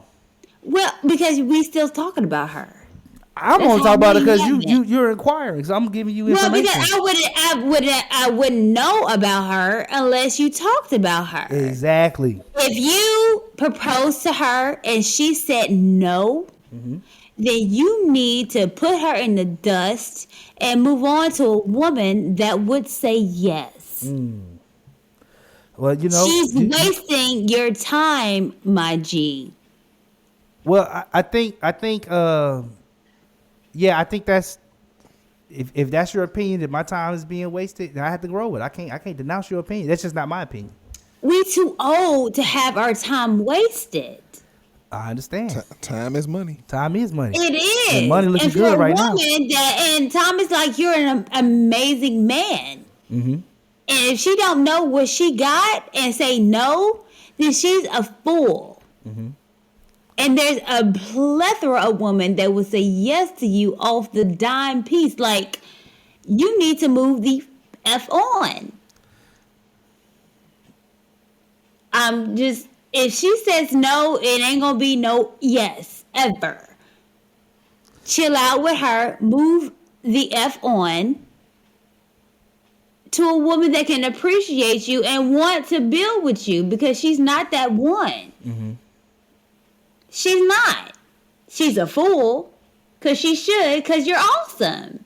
But if she don't realize that, man, don't be placating. Don't be doing no simp beta shit on her ass. Like, oh, baby. Man, chill out with her. Do some alpha shit. Okay, you don't want me? Bye. Don't call me. Don't talk to me. Don't text me, my G. And move on. Yeah, well, we cool. We, like I said, we good. Like, You shouldn't be. You Why should not? not be. Why If she declined your engagement, then you need to dismiss her. But I mean, the That's what he's really trying to tell funny you. part, the really funny part about this is that Thomas, like he said at the beginning of the episode, Thomas called you and invited you on the show, and now it ended up like this. Please don't delete none of this on the episode, Thomas. Please don't. Oh my God, please don't. Oh God, Jesus. No. I'm literally about to throw up over here. I can't take no more of this. Oh God, I'm about to throw up. Oh Yeah. God, So Jesus, what Lord, Heavenly Freddie Father. is telling you, and I got the mic on. I wish y'all could see me because I got the mic in my hand. And you did your makeup. Well, whatever. Freddie is trying to tell you he would not. Ask Freddie if a woman would say no to his engagement, would he still be messing with her? Ask him. Oh yeah. Oh, Freddie B. Would you be still messing with a woman that said no to your engagement? I mean, I think we kind of know the answer. I know we know. No, sir. Answer it. Would I still be dating a girl that turned Yep. me down after I engaged with her? Yep. I mean, honestly, I don't think that's possible because I would have been discussing. No, sir. But no. If that would so not. happened to happen, along with the We would sky not. falling, then no. Right. Hello? What's up? He would not. He tells you no. So would you work on a relationship that a woman is willing to work on? You asking me that or her that? You. She not dating women. She said she want man. That's what I'm talking to you. No, yeah, I'm not. No, I'm not gay. So no, I'm not gay. So, you go said, ahead. You said, would I work on a relationship? Because that I a know woman was you willing- I know you had your situation where she wasn't willing to work. So I'm talking about And he- if she was probably willing to work, dismissed her. huh? You talking about Tiffany? Yeah, if she was No, willing to work, you ain't gotta bring would you names be? I ain't want to bring the name up, but if she was willing to work, If Tiffany was willing to work, no. so that was a Hello? rap. That was a rap. We still here? Yep. Yeah. I broke up with Tiffany. Tiffany was still there. I told her it was done. Now, for your reasons, you had real reasons for why that happened. So I understand that. Oh, you said Tiffany was still there. She was still willing to work. Yeah, I broke up. I ended the engagement and then I broke up with her. It was And like a then- span of a week between. So you a week ended the and a engagement half. and broke up with her in the span of a week. It But you span about a saying week so and you a saying half. she was willing to work and that was it for you, even though she was willing to work. Yeah, she still No. gonna be there. Exit. Do you? Cause we was talking about Jamaica and that's where the wedding was gonna be and all that. No, I'm saying. But after everything was there, once it came down the pipeline of what she needed to work on, if she was willing to work on her stuff, like because the reasons for the disengagement, right? You was engaged and y'all got disengaged. What I'm saying is, would you be willing to? Okay, well she's willing to work on this. I'm gonna figure this out with her. Or you was just out for out's sakes. Yeah, I mean, like, with Tiffany, I talked to God, and God gave me some things to ask her. When she answered, Oh, them, well, I that's was like, different. Yeah, you what? talk to God. Yeah, you. And she answered them and said different things. I was like, and she said, like even with the engagement, she said that, we started talking about it, and I forgot exactly what I asked now because I don't forgot about it. But she said she didn't know if she wanted to marry me. And I was like, well, why'd you say yeah when I proposed? She was like, because what I'm supposed to say no. I was like, nigga, yeah. Right, but that was after the proposal, right? Yeah, I proposed. So when she said that, then what? Oh my God. But with Y'all Tiffany, need- y'all I knew it was a need dub. I knew it Y'all was a dub, need and so I ended it. Courtney said we need her. You see- she said Y'all we need her. need me. You talking about what Thomas needs you? I need you too. Slick. Me? Yeah, you. Yeah, slick. Slick. What I do? Flame on! Slick. Yeah, Courtney, y'all, what I do? y'all need me. What did I do? It's not about what you did. It's about women and men have an innate nature. Men have an innate nature where, they not say that you're going to cheat, but you have an innate nature of always wanting to pursue. That's it. Women have an innate nature where, we can, can connive, you guys. It's innate. So, yeah, do you need it? Yeah. Because I don't have a fight in this dark. I don't, I'm not, it's nothing that I'm going to be, superior in this. I'm trying to tell you what it is as far as with a woman. Time is for you, my G. My G. You gotta chill out. I'm chilling. Like, I'm chilling. You not, bro. I ain't moving. I'm good. I got my shit together. My bank is fat. You know what I'm saying? My stock account look real good. Okay, that no one cares about that. I'm gonna bro. tell you. I'm gonna tell you though. She brings value to what I do. So I would because the things that I don't do, she does well. You know. So like when it comes to communication, when it comes to the polished side, even friendships, like Alright. she Okay. like relationships, getting through business doors. So you know you gotta understand. It's like things have to make sense. Things have to line up. Like even when you get married, marriage is a business. And people forget this.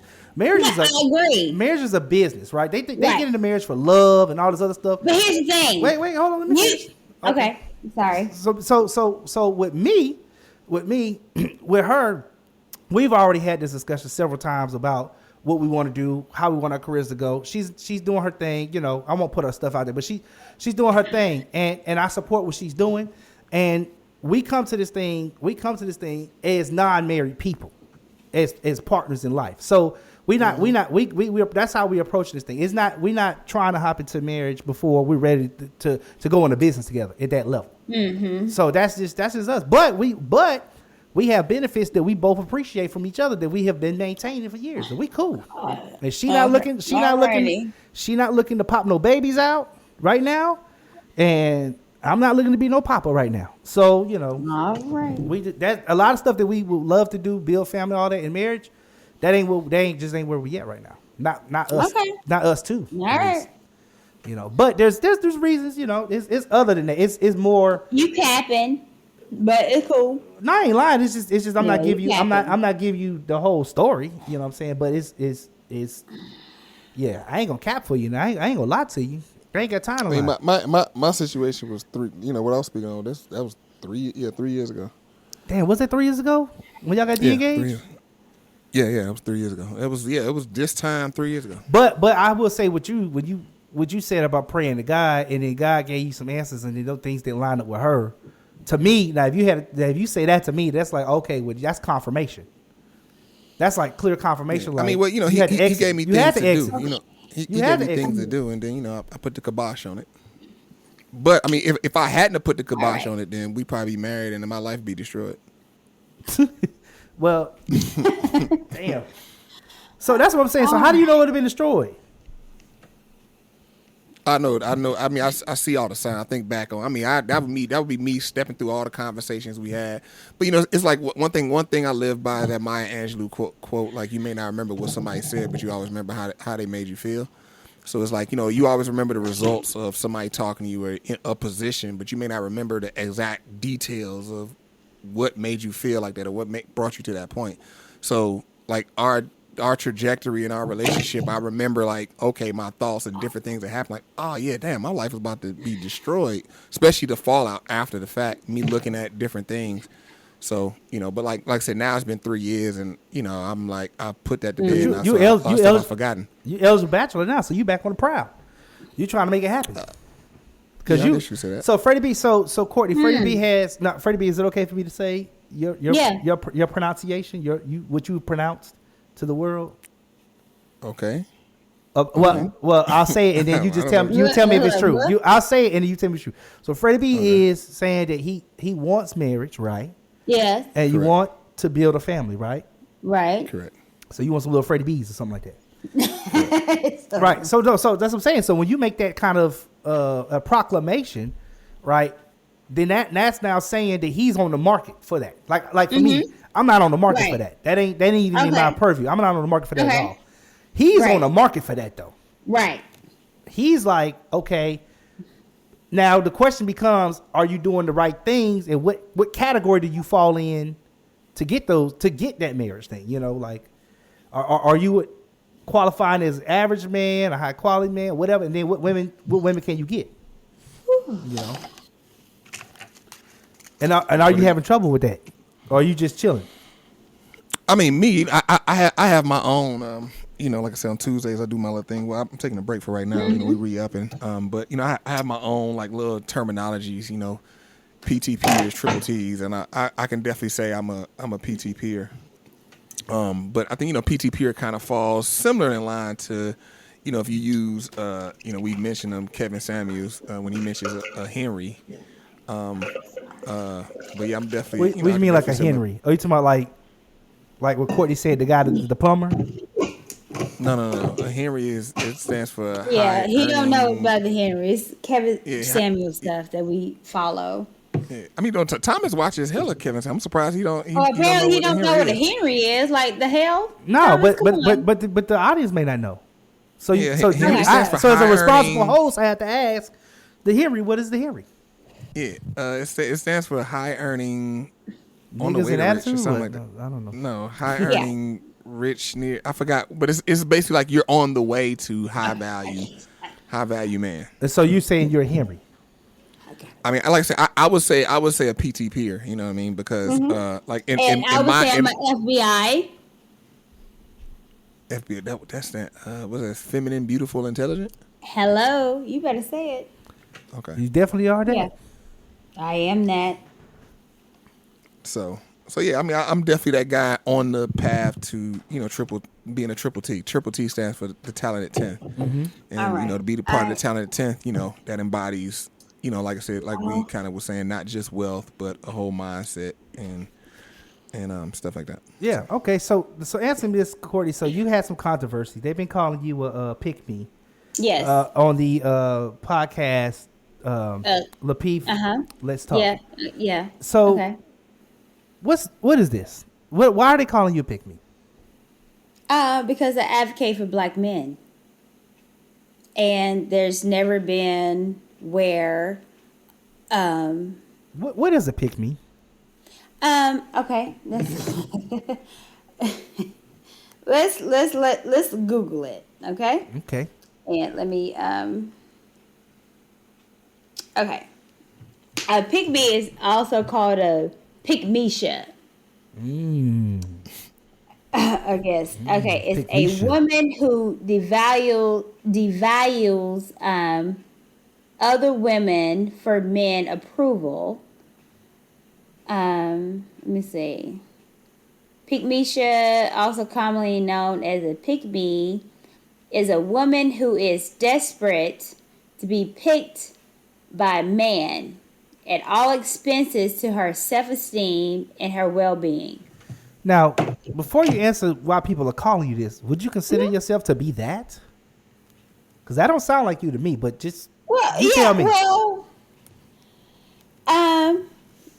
well, no. I mean that thing there's like at the expense of her self-esteem. No, of course. Like I have very high self-esteem of myself. So like I'm Gucci. Do I advocate for black men? Yes. Do I love black men? Yes. Do I think they're amazing? Yes.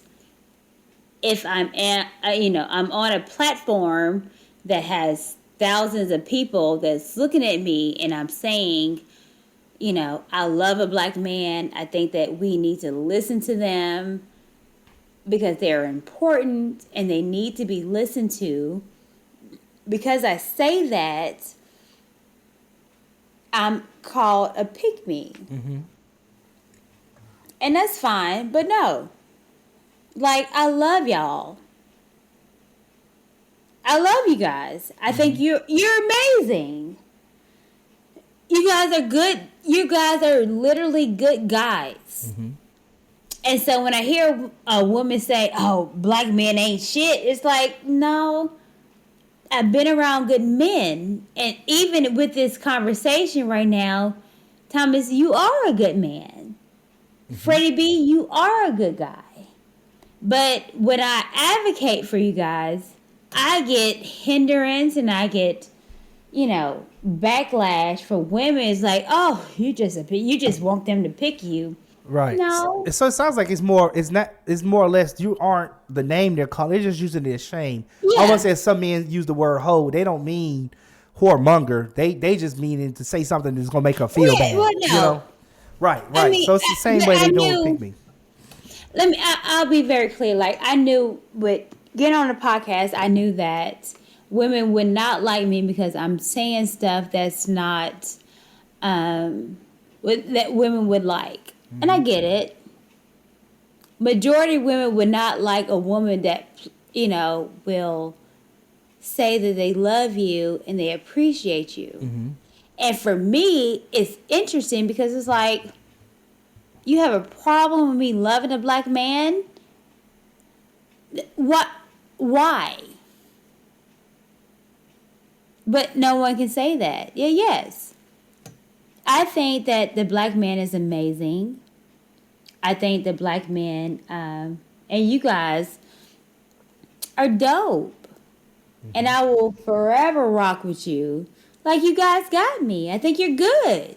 And you are. Ain't nothing bad about you. We think you're wonderful too. That's why we want to have you on. I appreciate that. We really appreciate a woman who's wanting to at least work on herself. That, to me, just to hear that, it was like, what do you mean? Like, not her nails and her hair, but her actual like essence of like, I want to be a wife and I want to make sure I'm prepared to be a wife. Well, listen, Courtney Michelle, Yay. I'm just so happy that you came on and you rocked with us. We rocked for a minute. I know you had to step out, but we came back. We came right back, like cook crack, like Freddie B like to say. So it seems we have way too many feelings about building blocks to help mend the black relationships. Hopefully we'll chop the episode up and get some building blocks so we can mend these black relationships for our community. And I'll lay all the good tools out there because the goal is to put the building blocks out there. All the junk we'll get rid of and we'll keep all the blocks, right? And absolutely. And what I want to say to all us out there, if you're listening, send us a message. Our handles are in the description below. Let us know how you feel about, mending black relationships today. We need to mend these things. We'd love to hear your feedback. Look, this has been a good one. Let me say something. Like, y'all, I love black men. Y'all are dope. And I hate that women don't understand how dope you guys are. Right. And I will forever be an advocate for you guys. Because I know it's hard sometimes to be with a black woman. But I love black women. I know it's hard because I am that. And so we have attitudes and all that. But you guys are something special. Right. I appreciate and you that. guys are. Black women something special. Black women. And you are something special. Yeah, we are. We Courtney, just have to Courtney, figure it out. You are something very special. We really appreciate you. It's hard, but it's necessary. Look, send us a message. Our handles in the description. Let us know how you feel about mending black relationships. This has been a good one. I've been here with She made man Freddie B. Uno, dos, tres. And who else we have? You had Courtney Michelle, the Southern Belle. Ooh, ring that bell, girl. Ooh, I'm going to ring that bell, girl. You better stop playing. And I'm yours truly, T Staples. And make sure you catch us next time when we have too many feelings. Peace.